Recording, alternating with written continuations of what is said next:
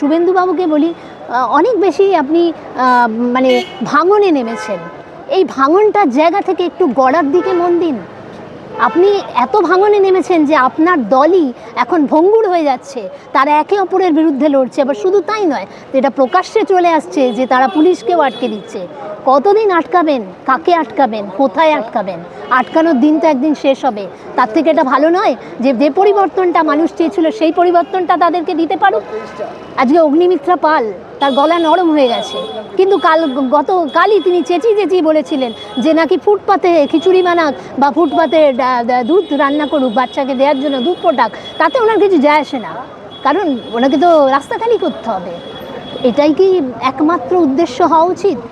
সরকারের উদ্দেশ্য হচ্ছে যে আমি তাকে কতটা শিক্ষা দিতে পারলাম, আমি তাকে বাসস্থানটা দিতে পারলাম কিনা, আমি তাকে আহারটা পর্যাপ্ত পরিমাণে, যেটা দেখে একটা মানুষ সুস্থভাবে বাঁচতে পারে, সেটা প্রোভাইড করতে পারলাম কিনা। বলছি দিদি, আমার দ্বিতীয় যেটা প্রশ্ন সেটা হচ্ছে যে আমরা দেখেছিলাম প্রাক্তন মুখ্যমন্ত্রী মমতা ব্যানার্জিকে, তিনি ভবানীপুরের একটি থানায় গিয়ে পুলিশের ওপর চড়াও হয়েছিলেন। এটা আমরা সেই সময় নিন্দা করেছিলাম যে এই জিনিস কেন এই জিনিস চলবে রাজ্যে। আমরা এখন দেখছি রাজ্যে নতুন পালাবদল হয়েছে, মাত্র 100 দিন 110 দিন হয়েছে। তার মধ্যেই দেখলাম এন্টালি থানায় রীতিমতো দুটো গোষ্ঠী, মানে বিজেপি দুটো গোষ্ঠী তাদের নিজেদের মধ্যে মারামারি করার ফলে তারা গিয়ে থানাতে তালা লাগিয়ে দিচ্ছে।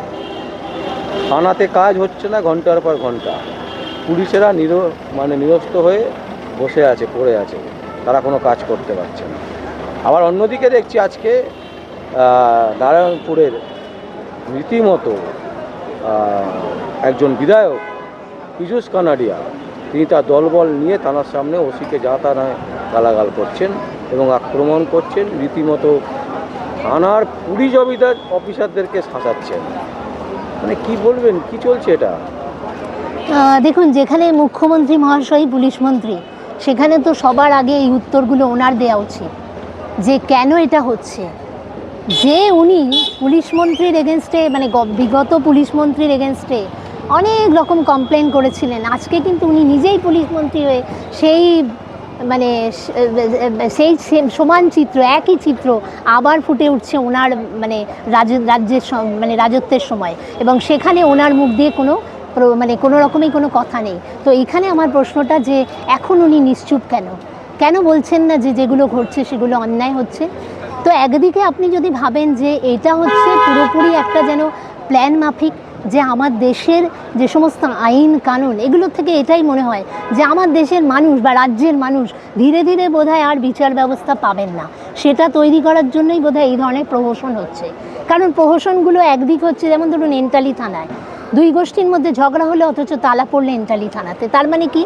মানুষকে বোঝানো হলে যে তোমার দরকারেও তুমি থানাতে যেতে পারবে না যতক্ষণ আমরা তালাটা খুলছি।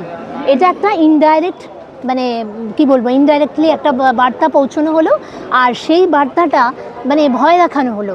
তাহলে একটা হচ্ছে থ্রেট, দ্বিতীয়ত হচ্ছে নিজেদের মধ্যে যা ইচ্ছে তাই খুশি করতে পারে, কিন্তু নিজেদের মধ্যে করলেও তার জন্য কোনো গুন্ডা বলে তাদের চিহ্নিত করা হবে না।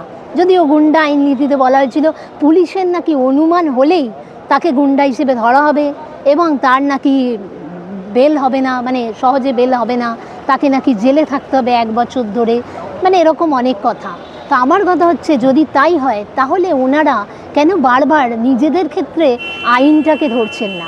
মানে আইনটা কিছু শুধুমাত্র, হ্যাঁ, হাইকোর্ট খানিকটা খারিজ করেছে বলেই হয়তো সমস্যার খানিকটা, মানে কি বলবো, সমস্যা খারিজ পুরোপুরি হয়নি, কিন্তু যেটুকু হয়েছে তাতে করে হয়তো মানুষের একটা সুরাহা হয়েছে, মানুষ এখনও বিচার চাইতে পারে। কিন্তু যেহেতু ওটা হয়নি, হয়তো তার পরিপ্রেক্ষিতে এরা আলাদাভাবে বার্তা দেওয়ার চেষ্টা করছে যে আপনি পৌঁছতেই পারবেন না, থানায় যখন পৌঁছলেন না তাহলে বিচার কোথায় পাবেন? মানে থানায় পুলিশ লিখবে তারপরে না।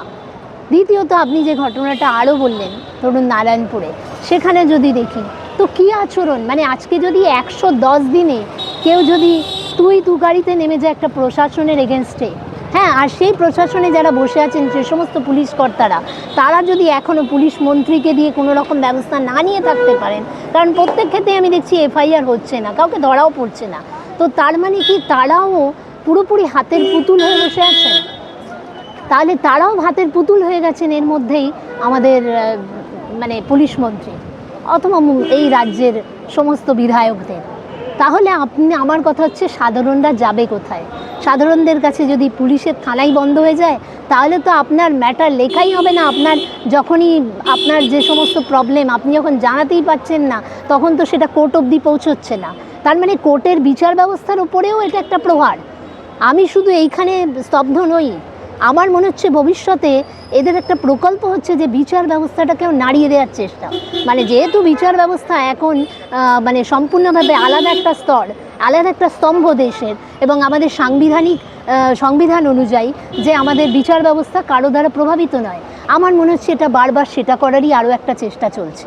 তো এগুলোকে তো মেনে নেওয়া যায় না, এগুলোর প্রতিবাদ নিশ্চয়ই হওয়া উচিত। এবং মানবতা কমিশন যে হিউম্যান রাইটসের, তাদেরও করা উচিত। আমি জানি না তারা কেন মানে মুখ বন্ধ করে এখনও অপেক্ষা করছেন কবে জনগণ। কোনো অস্তিত্ব দেখা যাচ্ছে না। ওটাই আমার কথা, যে মানবতা অধিকার যে কমিশন, তারা কি করছেন? তারা কেন প্রশ্ন করছেন না? এটা তো জনগণের অধিকারের প্রশ্ন। তাহলে আপনারা এখন কোথায় আছেন? এই আপনারাই তো দিনে রাতে অনেক লাফিয়ে বেরিয়েছেন আগের সরকারের কালে। আর দেখুন, আমি আগের সরকারকে সমর্থন করছি এরকম নয়, কিন্তু আমার কথা হচ্ছে আমি এখন 110 দিন, মানে আমার কাছে একটা কম্প্যারিজন করার মতো জায়গা রয়েছে। তো সেই হিসেবে আমি বলছি, তাহলে আপনাদের হঠাৎ করে কি সমস্ত মানে চরিত্র বদলে গেল? আপনারা কি ভুলে গেলেন যে হ্যাঁ, সেই আমাদের কাছে রুলস আইন তো সবসময় একই, আমাদের কাছে যে মৌলিক অধিকার সেটা তো চেঞ্জ হয়নি। জনগণের মৌলিক অধিকারটাকে পাইয়ে দেওয়ার দায়িত্ব কিন্তু আমাদের সকলের।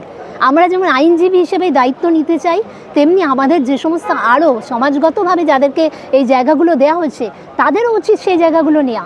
তারা কেন নিতে পারছেন না, এই প্রশ্নটা আমার মধ্যে আছে।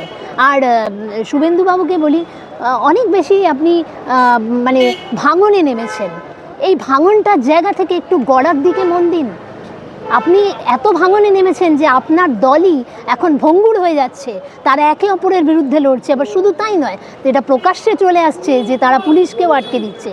কতদিন আটকাবেন? কাকে আটকাবেন? কোথায় আটকাবেন? আটকানোর দিন তো একদিন শেষ হবে। তার থেকে এটা ভালো নয় যে যে পরিবর্তনটা মানুষ চেয়েছিল সেই পরিবর্তনটা তাদেরকে দিতে পারুক।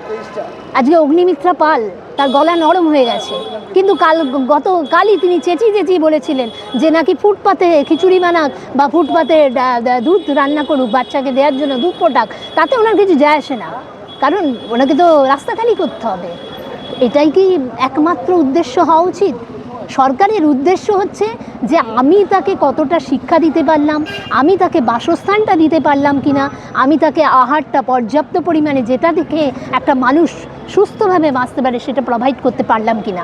আমার মনে হয় ওনারও একটু ডিপিএসপিটা পড়ে দেখা দরকার, কারণ ওটা পড়লেই বোধহয় উনি বুঝতে পারবেন যে কোন কোন আইনের জায়গা থেকে একজন সরকার হিসেবে উনি ব্যর্থ হচ্ছেন।